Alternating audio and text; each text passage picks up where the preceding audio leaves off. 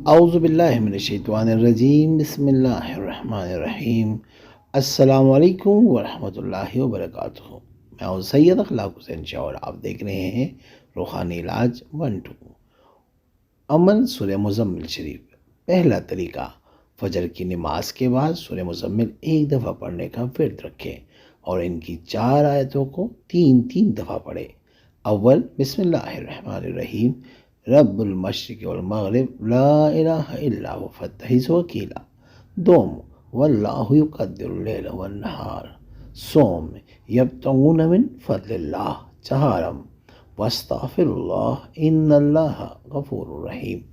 ہر قسم کی حاجت انشاءاللہ برائے گی۔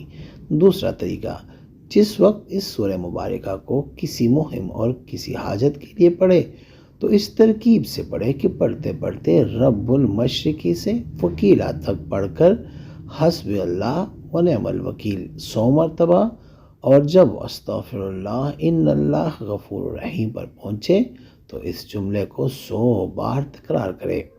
اس ترکیب سے 3 بار اس سورہ مبارکہ کو پڑھے اور اس کے بعد یا معنی یا معتی کو 1100 بار پڑھے۔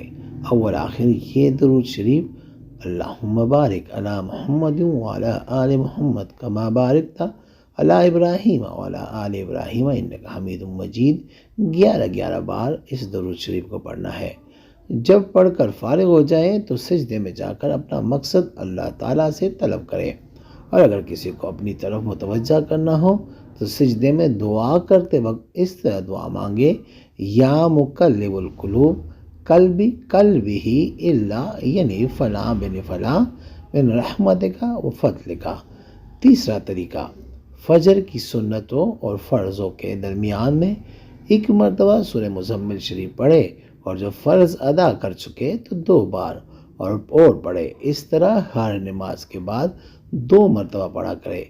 اس طرح اس کی تعداد کل 11 بار ہوگی۔ اول آخر درود شریف 3 بار یا 5 بار یا 11 بار پڑھیں۔ اس کا ورد ہمیشہ رکھیں، انشاءاللہ ہر قسم کی پریشانی دور ہوگی اور رزق میں ترقی ہوگی۔ ہمیں صبح شام زیادہ سے زیادہ درود شریف پڑھنا چاہیے۔ درود شریف جو ہمارے بزرگوں نے ہمیں تاکید سے پڑھنے کا حکم دیا ہے وہ ہے صلی اللہ علیہ حبیبہ محمد وآلہ وصحبہ وبارک وسلم۔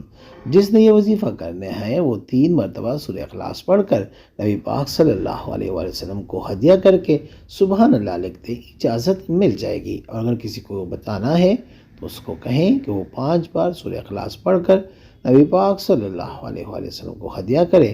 اس کے بعد آپ ان کی طرف سے کمنٹ میں اللہ اکبر لکھ دینا، اجازت مل جائے گی۔ استخارہ فی سبیل اللہ کرنے کے لیے آپ ہم سے رابطہ کر سکتے ہیں۔ رابطہ کا طریقہ یہ ہے کہ اپنا نام، اپنی والدہ کا نام کمنٹ میں لکھیں اور جس مقصد کے لیے استخارہ کرنا چاہتے ہیں وہ مقصد بھی لازمی مینشن کریں۔